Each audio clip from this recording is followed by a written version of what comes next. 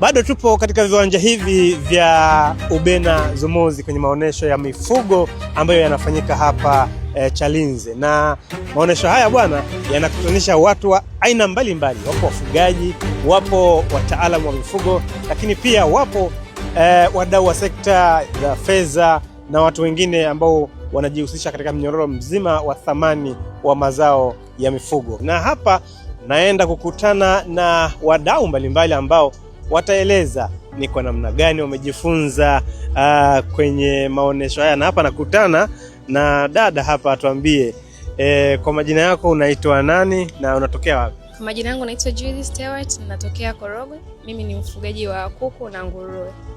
Tuambie maonesho haya umeyaonaje na pengine umejifunza nini zaidi?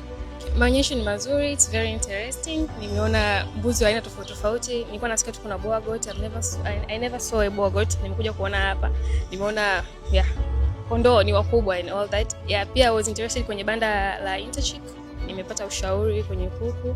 Kwenye mradi wangu I was passing some difficulties kwenye feeds. Wamenielekeza vizuri and I'm very happy to be here. Mradi wako unahusiana na nini?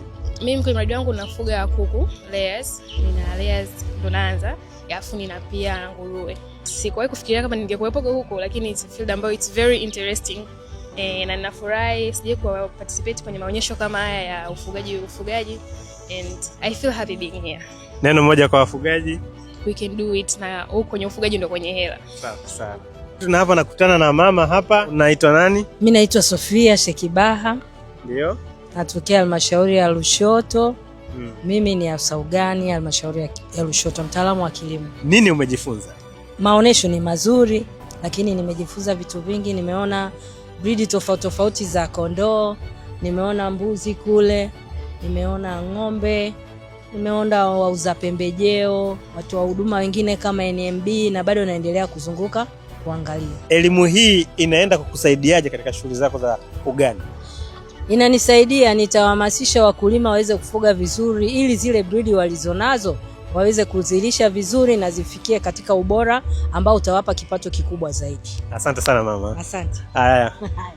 Tuko Mbogo Ranch katika maonesho ya mifugo ambayo yanafanyika hapa Chalinze, Pwani. Tuambie maonesho haya umeyaonaje na pengine nini matarajio yako? Kwanza nichukue nafasi hii nishukuru kampuni ya Mbogo Ranch kwa ajili ya kuandaa haya maonyesho makubwa ya mifugo ya kitaifa ambaye sasa inakwenda kufungua wigo mkubwa kwa wafugaji.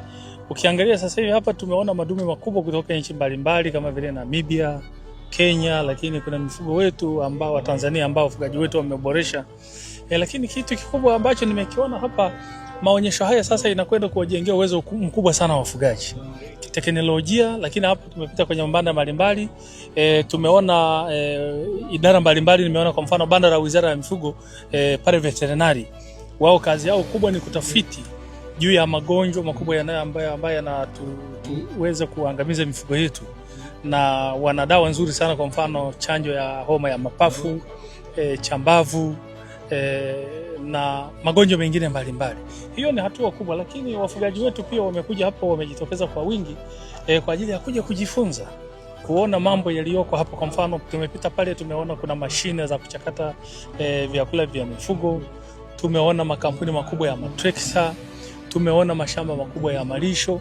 Kwa sisi kama wafugaji tukitoka hapa, tunatoka hapa tukiwa tuko tayari kwa ajili ya kwenda kufanya kazi, kuhakikisha haya ambayo tumeyaona hapa tuyafanyie kazi zaidi, ili kusudi hata kipindi maonyesho ya mwaka ujao tunatamani wa Tanzania na wafugaji wenzetu wawe champion kwa ajili ya kuleta mbegu bora kwa ajili ya kuja kuuza katika mnada huu. Na haya ndio maono ya waziri wetu wa mifugo na uvuvi, Mheshimiwa Dr. Bashiru Ali Kakuro.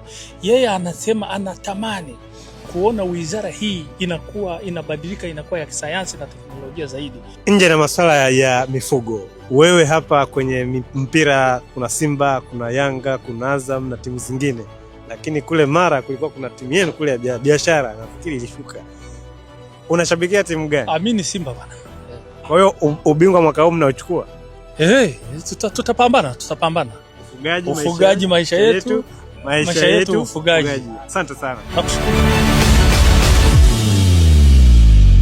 Mheshimiwa mgeni rasmi, lengo kuu la maonyesho haya ni kujenga mfumo imara wa biashara ya mifugo na mazao yake kwa kuwakutanisha wafugaji, wafanyabiashara na wadau wote katika mnyororo wa thamani wa sekta ya mifugo ili kubadilishana uzoefu, kujifunza mbinu za kisasa za ufugaji pamoja na kupanua fursa za masoko nchini na katika mataifa mengine. Aidha, wizara imeanza mchakato wa kupitia upya sera ya mifugo ya mwaka 2006 na pia kuandaa mkakati utakaowezesha utekelezaji wa dira ya maendeleo ya taifa 2050 ili kuhakikisha vipaumbele vya sekta ya mifugo vinawiana na malengo yaliyoainishwa katika dira.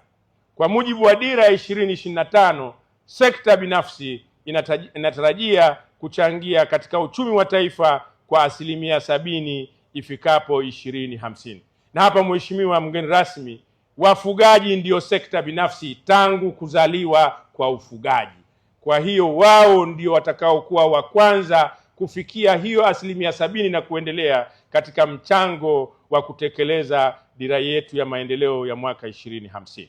Mheshimiwa mgeni rasmi, wizara imeendelea kushirikiana na sekta binafsi, wafugaji na wadau wengine katika kuleta mageuzi ya sekta ya mifugo na kuongeza tija katika uzalishaji.